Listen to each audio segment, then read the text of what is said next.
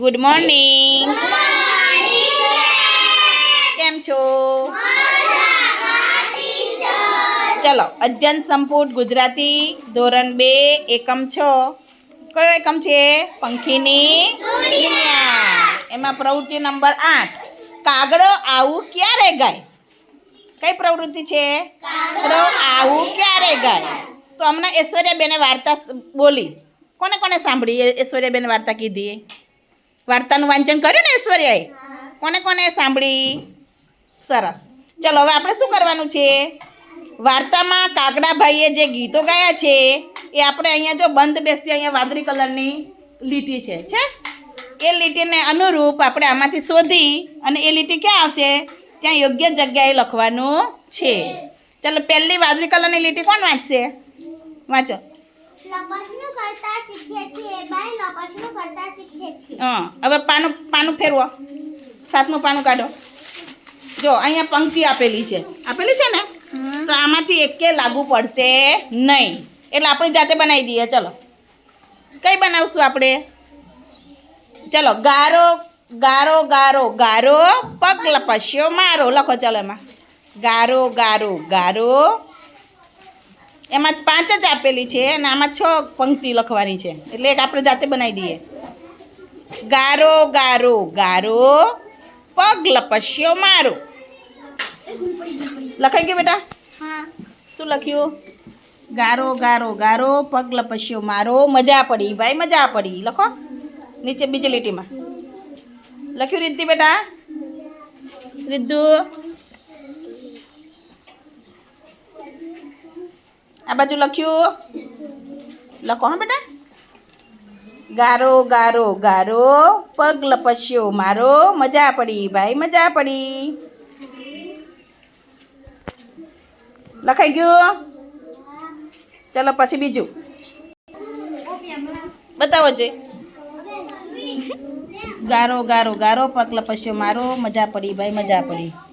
અહીંયા કાનો રહી ગયો, કાનો કરી દો. મજા પડી, મજ પડી એમ લખ્યું છે. હા, શાબાશ, વેરી ગુડ. લખાઈ ગયું ને બેટા? ચાલો, બીજી લીટી કોણ વાંચે? રીતિ વાંચો બેટા બીજી લીટી. ચાલો, આગળ પાનું ફેરવો. પાછળમાં બધી લીટી ગાઈજો. એમાં કયું લાગુ પડશે? ચલો, કોણ કહેશે?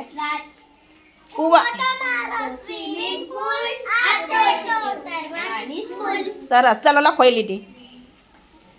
કૂવો તો મારો સ્વિમિંગ પુલ, આ તો છે તરવાની સ્કૂલ. એ લખો. ચાલો, એમાં જોઈ જઈને લખી કાઢો.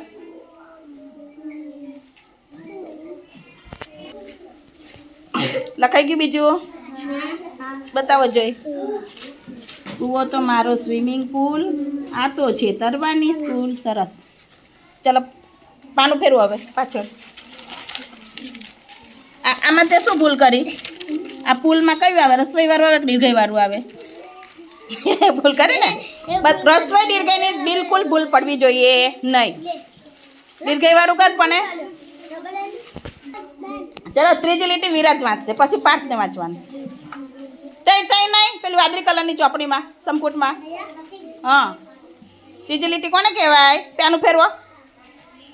પછી જયેશને વાંચવાનું, પછી પાર્થને.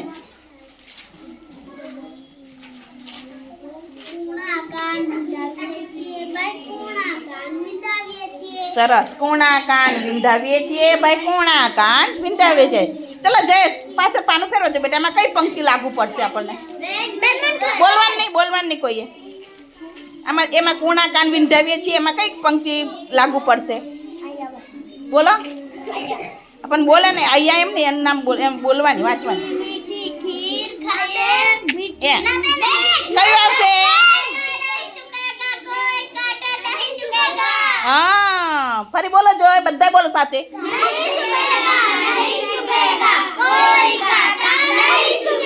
हाँ, नहीं चुभेगा नहीं चुभेगा कोई कांटा नहीं चुभेगा. લખો. ચલો, એ જયેશભાઈ કાંટામાં નાખે છે ને ચકલા કાગડાને,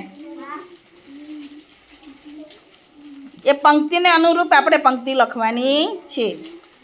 સરસ અક્ષરે લખજો. પાછળથી જોઈ જઈને લખવાનું. રસવાઈ દીર્ઘાઈનું બરાબર એ કરજો બેટા, જેવું છે એવું જ લખો.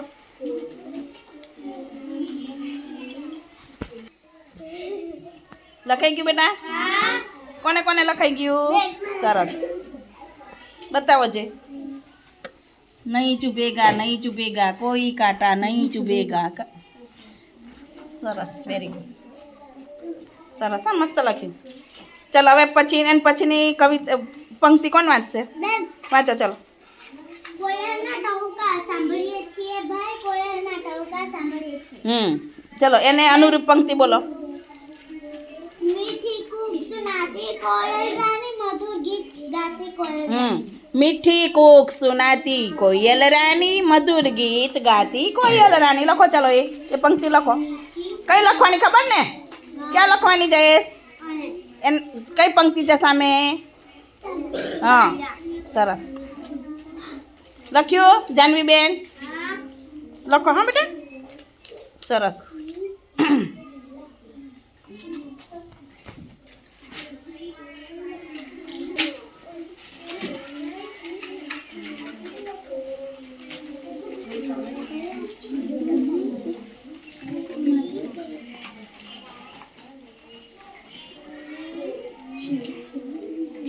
જોઈને લખજો, જોડણીમાં ભૂલ ના થવી જોઈએ.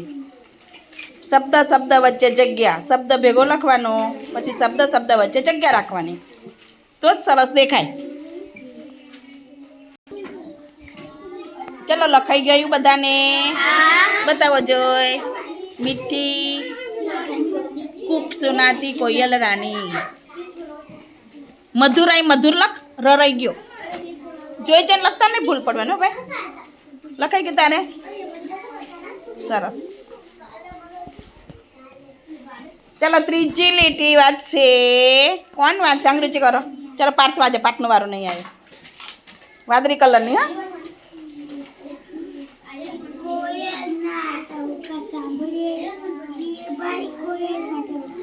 તમને સંભળાયું ભાઈ? આપ તમને જોરથી બોલો.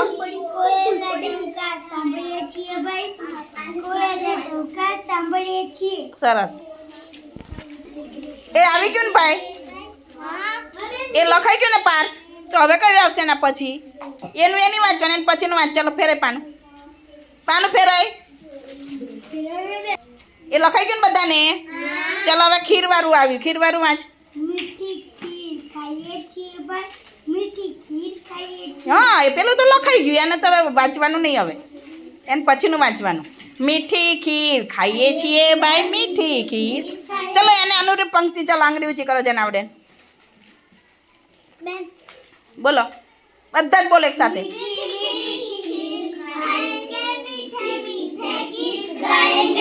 સરસ. મીઠી મીઠી ખીર ખાएंगे, મીઠે મીઠે ગીત ગાएंगे. લખો એમાં જોઈ જઈને. ચલો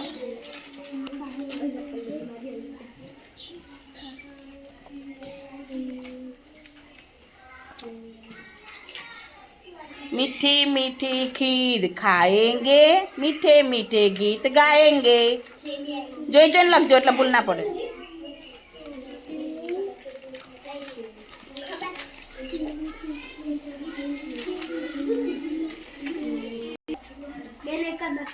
લખી કાઢો. ચલો લખાઈ ગયું. ચલો હવે છેલ્લી પંક્તિ કોણ બોલશે? ચલો હવે છેલ્લી પંક્તિ આપણે આ ટુકડીમાંથી લઈશું. ચલો હિમાંશી બોલજો બેટા.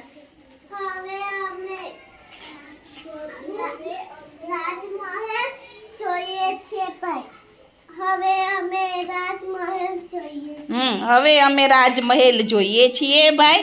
હવે અમે રાજમહેલ જોઈએ છીએ. ચલો એને અનુરૂપ પંક્તિ બોલો. આજ બોલો.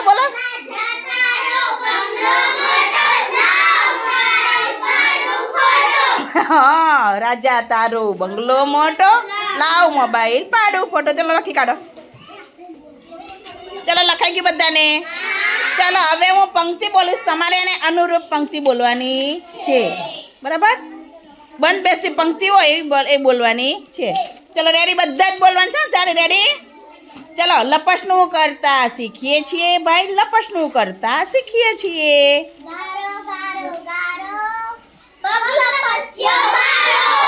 ફરી બધા એક સાથે બોલો.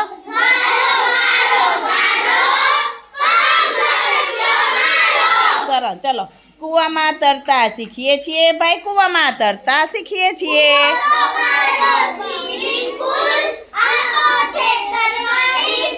સરસ. ચાલો ત્રીજું. કૂણા કાન વિંધાવીએ છીએ ભાઈ, કૂણા કાન વિંધાવીએ છીએ. બોલો.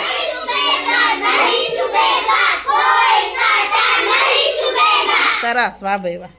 ચલો કોયલના ટહુકા સાંભળીએ છીએ ભાઈ, કોયલના ટહુકા સાંભળીએ છીએ.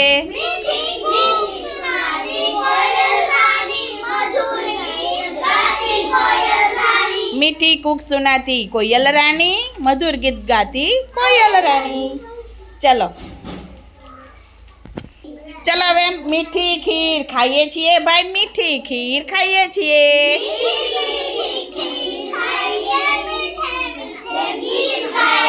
मीठी मीठी खीर खाएंगे, मीठे मीठे गीत गाएंगे. चलो छेल्लुं.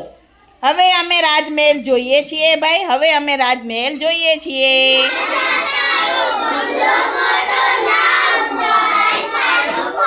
સરસ. ચલો આવી રીતે સરસ મજાનું લખી અને ક્લેપ કરો જોરદાર. પછી આ પંક્તિ તમારે શેમાં લખવાની છે? નોટમાં. એક વાર્તાની પંક્તિ લખવાની અને એક એના સામે આ બંધ બેસી પંક્તિ નીચે લખવાની. બરાબર? ચાલો સરસ મજાની ફરી ક્લેપ કરી દો. વાહ ભાઈ વાહ.